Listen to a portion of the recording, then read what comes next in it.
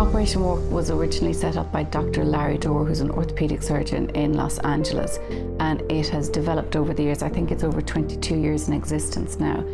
There is 17 chapters in America, and then there's one in Canada, and we're the first one in Europe to set up. So it's basically about giving mobility back to patients, replacing their joints and giving them back the opportunity to walk again. So we became involved at the invitation of Operation Walk Chicago 4 years ago, when 20 of us came on a mission with Op Walk Chicago to Hospital 108 in Vietnam. We then formed Operation Walk Ireland and did our first mission 3 years ago. So we went from 25 Irish people going over to Vietnam on the first time to about 50, and then last year we had 86, and this year there's over 140 Irish people from all over the world coming to Vietnam. I love the people, I love the work that we were doing, I love the fact that we could change the world for a lot of these people. So for this year's missions, we have 107 patients. Yeah, the mission starts an awful long time before day one. It starts back in July of last year. And it starts with planning in terms of getting the right number of surgeons and anaesthetists and other staff, because effectively what we're doing is shipping a small hospital or halfway around the world and back again. This year we have 137 team members, so they range from surgeons, anaesthetists, CSSD staff, theatre staff, physiotherapists, ward nurses and translators. The new hospital facilities are just fantastic. I mean, we're blessed with where we're working in comparison to, the hospital that we were working in the last 3 years. It's just fantastic, but more importantly, it's even better for the patients because of the facilities. They didn't have these facilities last year, whereas now they have really good facilities. They've got good toilets. The corridors are very safe for walking on. It's an amazing hospital, and we're really lucky to be working on it.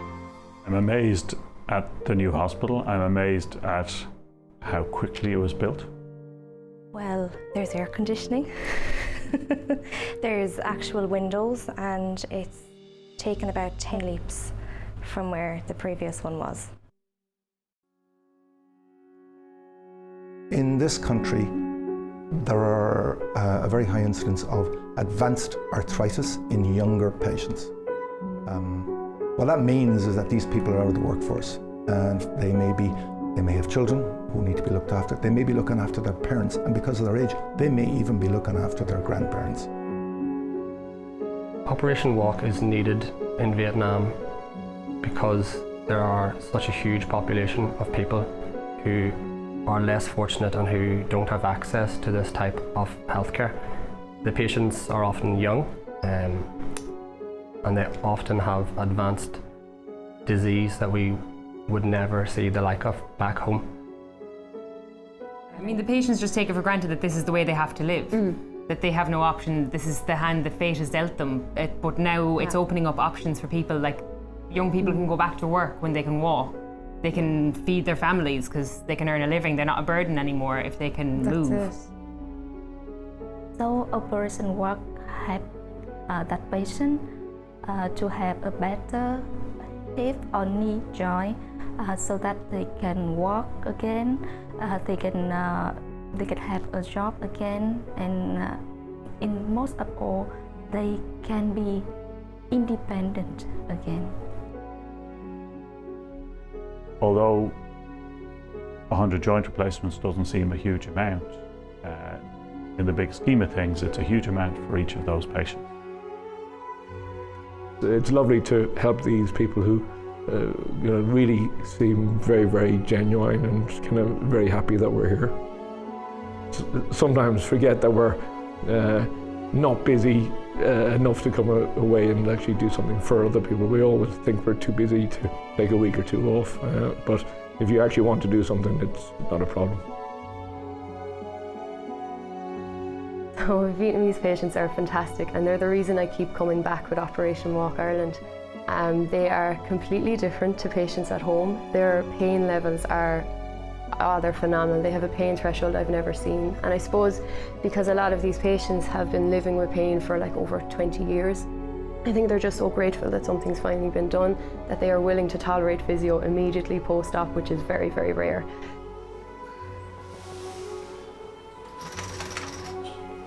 You put the hand in the bed.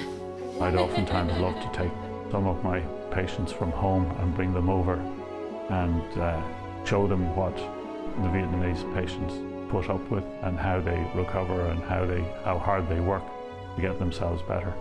It's certainly been an inspiration to me.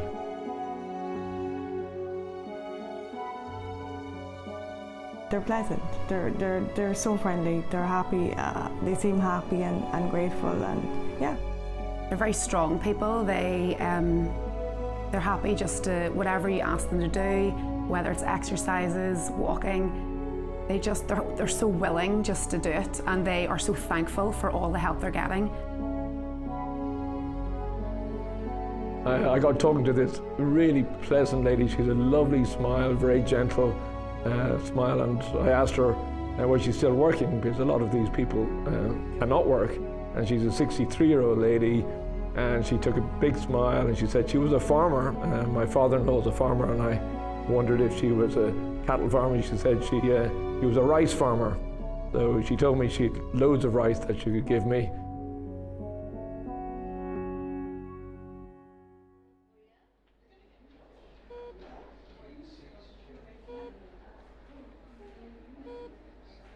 Năm cô 14 tuổi là bắt đầu cô đau, tự nhiên nó phát đau thôi.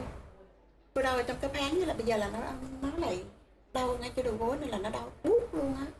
Nó đau là cô ráng á, thì cũng như là mọi người thì không, nhưng cô ráng cố gắng là cô không có phải khóc, nhưng mà nó đau lắm.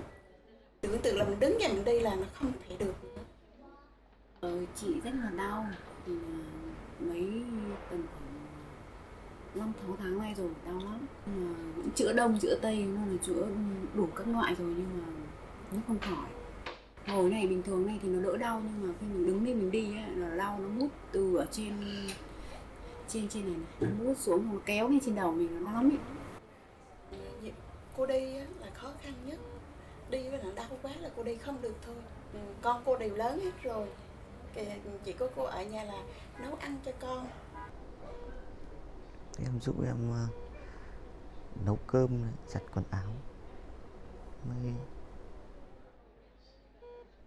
những công việc trong nhà em làm hết.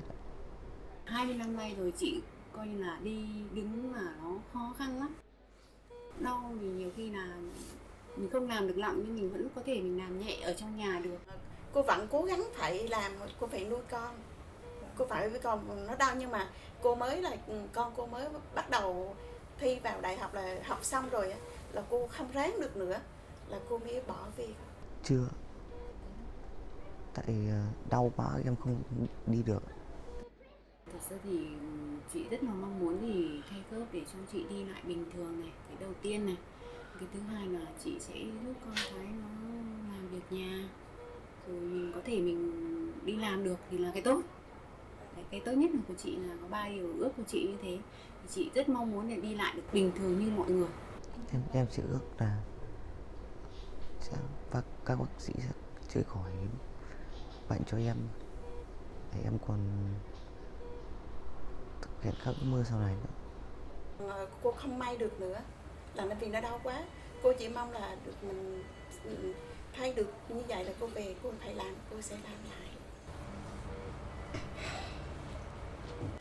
Vì nó rất là đau cho nên cô rất là muốn được đi bình thường như mọi người.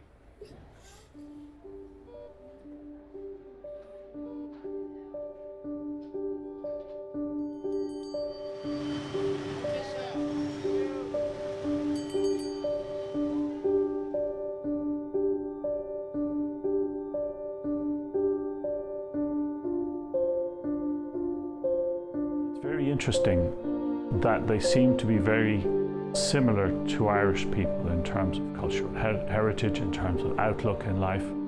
And from the very beginning, we seem to have hit it off. They're really kind and welcoming, and they're the best type of people that I've met in this world so far. I had one patient today who was crying at the end of her operation, and the anaesthetist told me that she was crying because of happiness, because she's been waiting for an operation for the last 5 to 6 years, and this was her day to try and be relieved of her pain. That has to make anybody feel good. But this is something that I've done, and it's just a give. I do this to give something to somebody. I've enjoyed it immensely.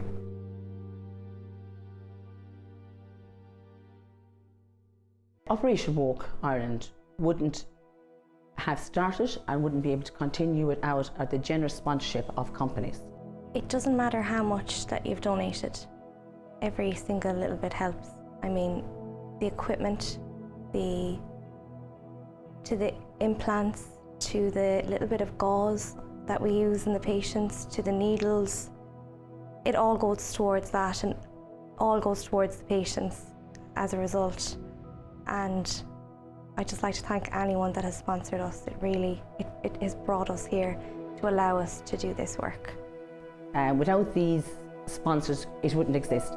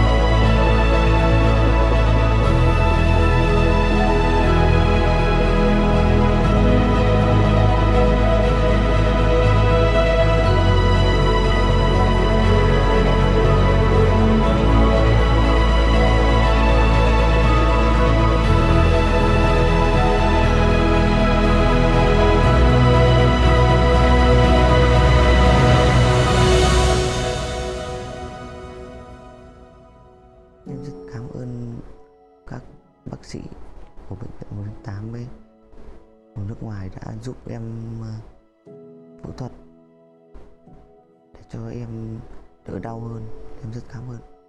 Trước mắt thì xin cảm ơn các bác sĩ nước ngoài rất nhiều đã giúp đỡ bọn em ở bên Việt Nam. Rất cảm ơn các bác sĩ Việt Nam và các bác sĩ nước ngoài rất là nhiều để tạo điều kiện cho cô. Rất là cảm ơn. Muốn nếu mà có dịp nào mời các bác sĩ đến nhà em chơi.